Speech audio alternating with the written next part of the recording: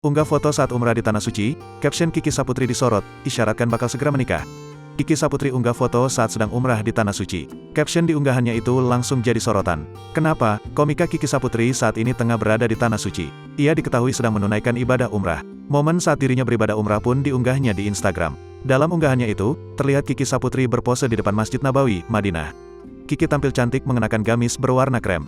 Namun bukan penampilannya yang tertutup yang sukses menyita perhatian. Malahan warganet menyoroti caption yang ditulis Kiki di unggahannya tersebut. Kiki menuliskan doa dan harapannya agar bisa kembali ke Tanah Suci tahun depan bersama suaminya.